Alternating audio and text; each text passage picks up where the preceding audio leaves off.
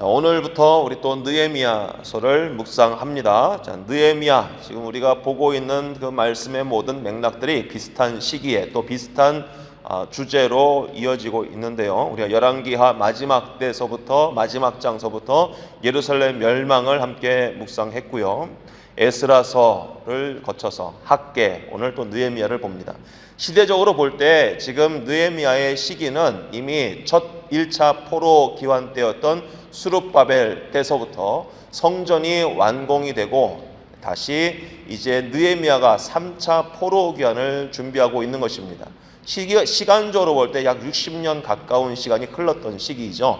다리오 1세 때 첫 번째 성전이 완공이 된 후에 에스라가 60년 가까운 그 시간이 흐른 후에 성전 예배와 또 율법을 다시 세우기 위해서 2차 포로기환이 이루어지고 또 3차 포로기환, 느헤미야가 예루살렘에 아직도 재건되지 못하고 있는 성벽 재건을 위해서 이제 귀환을 준비하는 장면이 오늘 시작되고 있습니다. 자, 하나님께서 이렇게 1차, 2차, 3차에 걸쳐서 예루살렘 성을 다시 재건하게 하시는데 하나님의 입장에서 볼 때 하루아침에 바로 재건할 수 있도록 다 여건을 만드실 수도 있겠죠.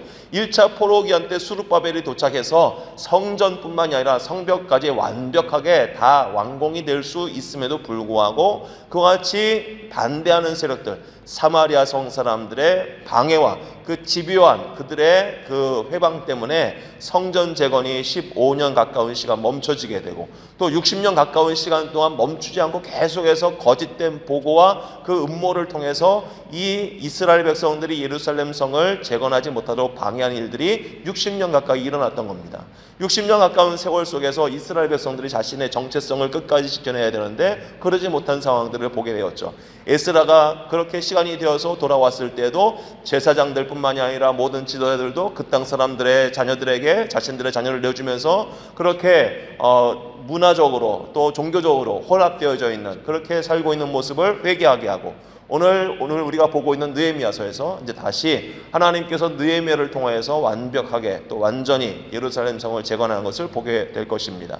그렇게 긴 시간 동안 이스라엘 백성들이 하루아침에 이루어질 수 있도록 허락하실 수 있는 하나님께서 왜 이렇게 긴 시간 이스라엘 백성들을 내버려 두셨을까? 내버려 두신 것이 아니죠. 사실은 하나님께서 다시 돌아온 이스라엘 백성들을 그만큼 긴 시간 동안 훈련하게 하시는 것입니다. 이스라엘 백성들이 출애굽하고 난 다음에 40년 광야 생활을 통해서 하나님께 온전히 순종하고 하나님만이 우리의 삶의 왕이 되시고 다스리시는 분이라는 것을 깨닫게 하신 것처럼 이제 포로 귀환한 그 백성들에게도 그와 비슷한 시간을 지나가게 하시면서 우리의 모든 삶을 주관하고 계시고 다스리시는 분은 우리 눈으로 보고 있는 사람들, 그 사람들이 쥐고 있는 권세, 권력이 아니라 하나님이시라는 것을 정말 뼈저리게 깨닫게 하시고 또 그 긴 시간 동안에 그 백성들 다시 한번 정결케 하시는 하나님의 깊은 지혜가 그 가운데 담겨 있다는 것입니다. 자, 오늘 느헤미야서는 포로 귀환 이후에 예루살렘 성벽 그 재건의 역사를 다루고 있다 말씀을 드렸는데요. 이 위대한 역사요, 이제 하나님께서 느헤미야를 통하여서 완벽하게 이제 꼼플레타 하는 것이죠. 다 완전히 보존하시는 이 역사의 시작은요, 당시 느헤미야의 뛰어난 통솔력도 아니었고요, 또 건축 기술 때문도 아니었고요, 막대한 자금력도 아니었다는 것입니다. 오늘 본문에서 우리가 보고 있는 것처럼 한 사람입니다.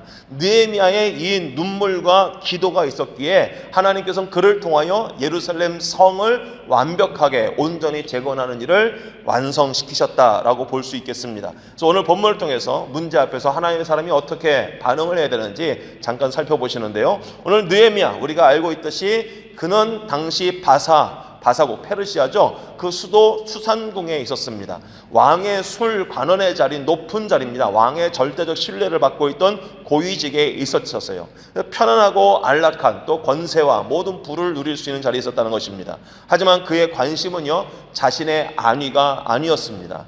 오직 고국 예루살렘이 언제 완벽하게 재건될 것인가에 있었다는 겁니다. 자신의 사촌 동생이었던 하나니로부터 예루살렘 성벽이 무너지고 여전히 성문이 불탄 채로 있다는 소식을 듣고 있었습니다. 백성들은 그 땅에 있던 사마리아 성상들에게 집요하게 방해를 받고 회방 속에서 고통 중에 있다. 아무리 애쓰고 수고해도 수확한 것을 제대로 거두지 못하는 그런 경제적인 어려움도 있었다라는 소식을 들었을 때 오늘 느헤미야의 반응입니다. 4절 말씀을 보시면 내가 이 말을 듣고 앉아서 울고 수일 동안 슬퍼하며 하늘의 하나님 앞에 금식하며 기도하여. 자, 이 말을 듣고 앉았을 때 그렇구나 라고 반응하지 않습니다. 수일 동안 슬퍼했답니다. 그게 그의 마음을 짓누르고 있었던 것입니다. 아무리 호화롭게 살고 있고 편안한 그 왕의 궁전에서 살고 있다 할지라도 그는 이 이야기를 듣고 슬퍼하며 하늘의 하나님 앞에 금식하며 기도했다는 겁니다.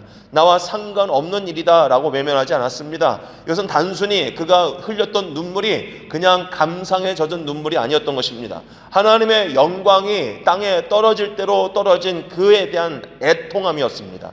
고통받는 형제들을 향한 거룩한 부담감이 그로 하여금 하나님 앞에 금식하며 기도하게 했다는 것입니다. 하나님의 역사는 어떻게 시작하는 것일까요? 바로 오늘 느헤미야의 자세처럼 거룩한 부담감을 가진 한 사람을 통해 시작한다는 것입니다. 우리의 가정도, 우리의 교회와 우리가 살고 있는 사회와 그 나라의 무너진 소식을 들을 때 우리는 어떻게 반응해야 될까요?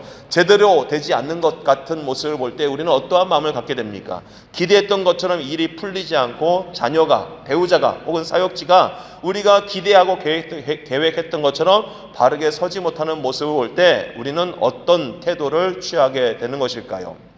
자, 아름다운 모습으로 서야 할 가정과 사회와 나라와 교회가 그렇게 서지 못할 때 우리가 취해야 될 믿음의 자세가 무엇일까?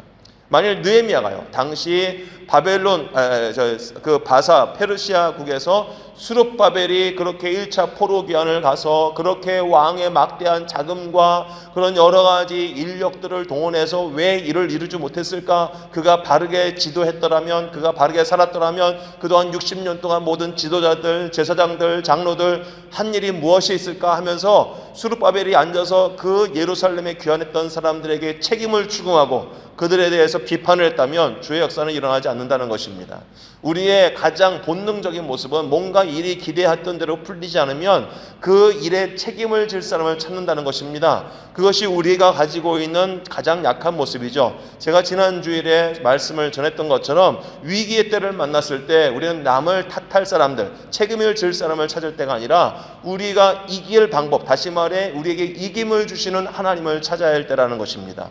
그래서 우리에게 이김을 주시는 하나님 앞에 엎드리는 그 한 사람이 될 때 그 사람을 통하여서 하나님께서는 반전의 역사를 일으켜 나가시는 겁니다. 비판이나 방관이 아닌 그 아픔을 나의 아픔으로 끌어안고 기도하고 하나님 앞에 지혜를 구할 수 있는 그 사람이 바로 이 시대에 위기를 만난 가정과 사회와 교회를 이끌어 나갈 수 있는 느헤미야가 된다는 것입니다.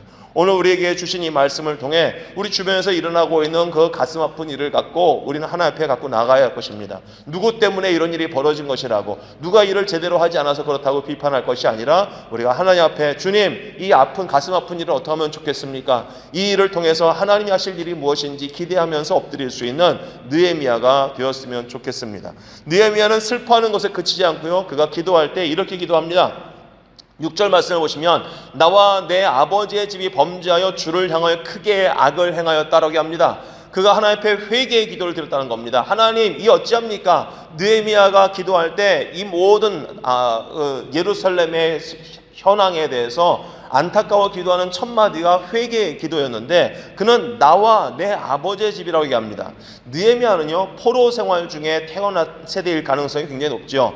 조상들의 죄와 직접적인 관련이 없을 수도 있었습니다. 어쩌면 그가 태어났을 때 보니 그가 말하는 거룩한 성 예루살렘에서 태어난 것이 아니라 그 이방 나라의 땅에서 태어났어요. 그 땅에서 태어난 것이 우리 조상들이 어쩌면 그렇게 하나님 앞에 범죄하였기에 내가 내 고향 예루살렘, 내 나라 예루살렘에서 태어난 것이 아니라 이렇게 이방 나라에 태어났을까 하고 조상 탓을 할 수도 있을 텐데 그는 그렇게 하지 않습니다. 나와 내 조상, 내 아버지의 집이 범죄였답니다. 자, 나와 내 아버지의 집이 범죄였다고 고백하면서 민족의 죄를, 민족의 잘못과 허물을 자신의 것으로 끌어안을 수 있는 느헤미야의 모습을 살펴보게 됩니다. 이것이 바로 중보자의 기도겠죠. 진정한 기도의 사람은요, 공동체의 죄악과 잘못과 허물을 볼 때 나는 그러지 않아, 내가 저 사람보다 좀 나아 하면서 그 손가락질하는 사람이 아니라 죄를 짊어지고 하나님 앞에 대신 회개할 줄 아는 사람이 공동체 안에서 그 공동체의 무너짐을 익힐 수 있는 중보자의 기도가 될 수 있다는 것입니다.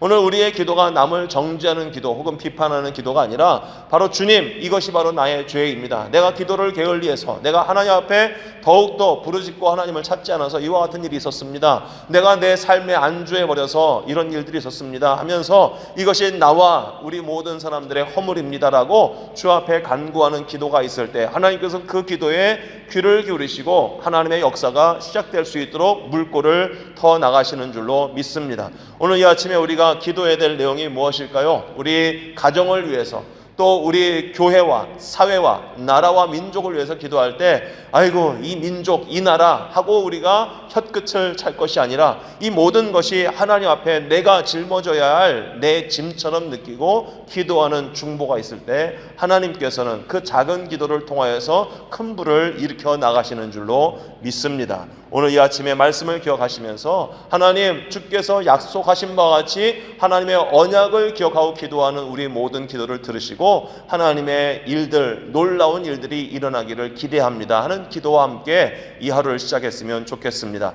말씀을 기억하시면서 나와 내 민족을 통하여 역사하실 하나님을 기대하는 기도로 오늘 하루가 주의 은혜 가운데 승리하는 우리 모두의 삶이 되기를 간절히 소망합니다. 아멘.